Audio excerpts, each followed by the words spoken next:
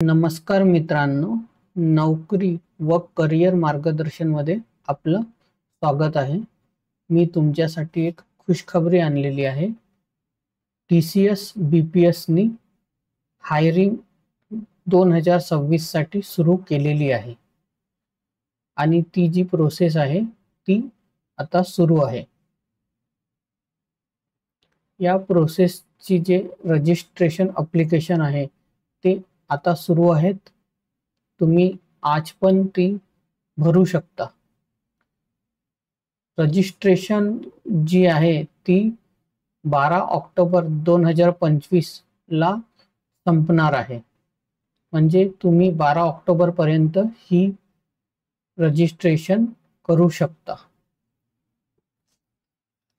तर TCS BPS hiring batch of 2026 म्हणजे जे पण स्टुडंट आता फायनल इयर शिकत आहे ही त्यांच्यासाठी आहे. ओके, म्हणजे ज्यांचं ग्रॅज्युएशन कंप्लीट नाही झालं तेच या प्रोसेससाठी अप्लाय करू शकता. ओके, इलिजिबिलिटी क्रायटेरिया बघू आधी. फुल time 3 years graduates from BCom, BA, BAF, BBI, BBA, BBM and BMS with the year of passing 2026 are eligible to apply. म्हणजे जे स्टुडंट्स 2026 मध्ये फायनल इयरची एक्झाम देणार आहेत तेच फक्त या हायरिंग साठी अप्लाय करू शकतात. Okay, backlogs and extended education. One active backlog, जर तुमचा एक ॲक्टिव्ह बॅकलॉग असेल at the time of appearing TCS selection process तर इज परमिटेड, म्हणजे तर चालेल, पण एक पेक्षा जास्त बॅकलॉग नको. Okay, however it is mandatory that the course is cleared and completed within the time duration stipulated by the university without any backlogs for a candidate to be eligible to join TCS.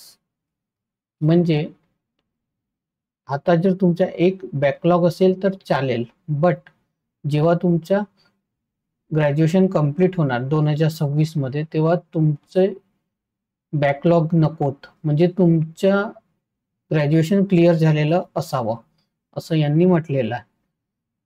If selected extended education will not be considered as eligible. म्हणजे जर select झालं आणि तुमचं जर backlog राहिलं तर मग ते कन्सिडर होणार नाही. ओके, समजलं असेल तुम्हाला की आता जर एक बॅकलॉग असेल तर चालेल, बट 2026 मध्ये जी एक्झाम होणार त्या एक्झाम मध्ये तुमचं बॅकलॉग नको, तुमचे जे पेपर आहेत ते क्लिअर असायला हवे. आणि जर तुमचं सिलेक्शन झालं असेल तरी पण असं व्हायला नको. Gap break in education. It is mandatory for students to declare gaps in education if any in the TCS application form. जर तुमच्या या आधी गॅप असेल, म्हणजे आता तुम्ही फायनल इयरला आहे ग्रॅज्युएशन मध्ये, तर याच्या आधी जर तुमचं गॅप असेल तर तुम्हाला ते गॅप का बरं आहे ते रिझन द्यायला हवं. ओके, जेव्हा तुम्ही फॉर्म भरणार आहात त्यामध्ये तुम्हाला ते कळेल. Okay, the overall academic gap should not exceed 24 months. 24 months म्हणजे 2 years होतात, तर 2 years पेक्षा जास्त गॅप नको. ओके, अंटिल हायेस्ट क्वालिफिकेशन, म्हणजे हायेस्ट क्वालिफिकेशन म्हणजे ग्रॅज्युएशन आहे, तर त्याआधी 24 months मीन्स 2 yearsचा गॅप नको. Okay, relevant document proof as applicable will be checked for gaps in education. Okay, course types. Only full time courses will be considered. Part-time correspondence courses will not be considered. Candidates who have completed their secondary and or senior secondary course from NIOS National Institute of Open Schooling are also eligible to apply if the other courses are full time. Okay, so course type बद्दल इथे complete माहिती दिलेली आहे, ते तुम्ही बघू शकता. Work experience, please note the role is only for trainee requirement, means फ्रेशरसाठी आहे. However prior work experience, if any, is required to be mandatorily declared by the candidates in the TCS application form.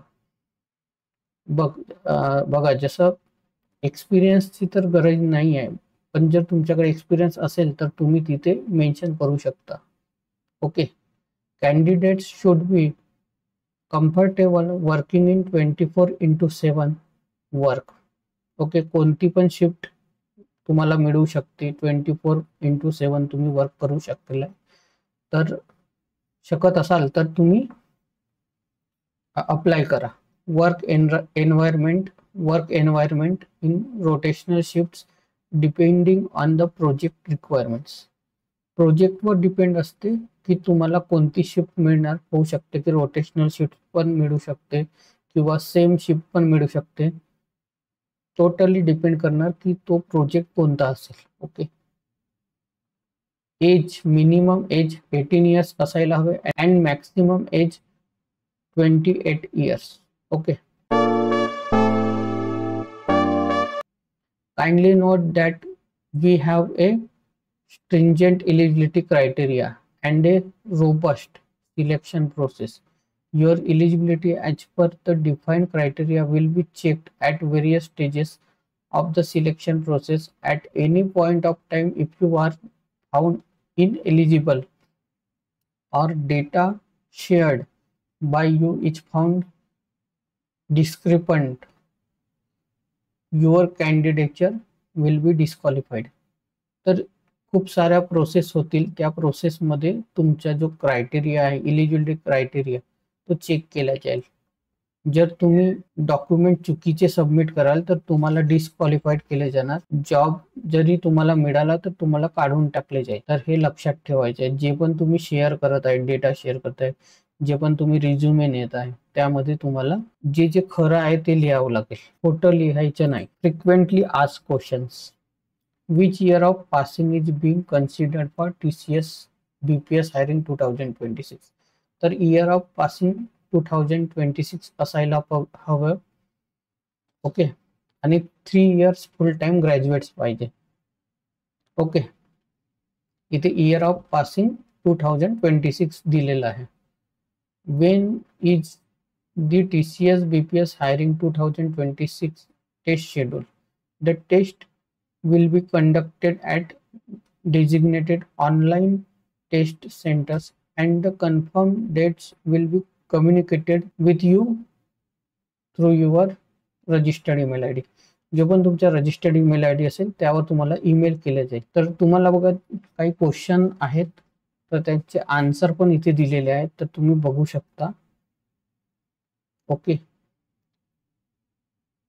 He G link आहे ही मी description मध्ये add करेल, तर तुम्ही तिथे directly click करून directly या वेबसाईटवर येऊ शकता. ओके, जर तुम्हाला काही पण क्वेश्चन असेल तर तुम्ही फ्रिक्वेंटली आस्क्ड क्वेश्चन्स वर क्लिक करा. यामध्ये सर्व क्वेश्चन्सचे आन्सर दिलेले आहेत. ओके, जे मॅक्सिमम स्टुडंट्सला क्वेश्चन्स येतात ते सर्व क्वेश्चन्स 25 क्वेश्चन्स आहेत, त्यांचे आन्सर्स पण आहेत. तर तुम्हाला या हायरिंग बद्दल सर्व इन्फॉर्मेशन मिळेल.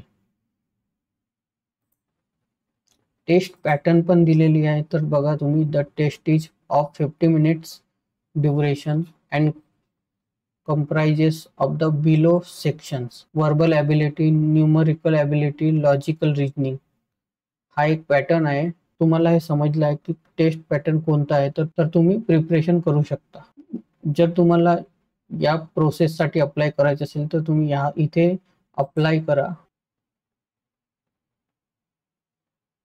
आणि नंतर बघा इथे लिहिलेलं आहे की रजिस्टर नाव, म्हणजे तुम्ही जर पहिल्यांदा लॉग इन करत असाल तर तुम्हाला रजिस्टर नाववर क्लिक करावं लागेल आणि ऑलरेडी रजिस्टर्ड केलेलं असेल तर लॉग इन हिअर.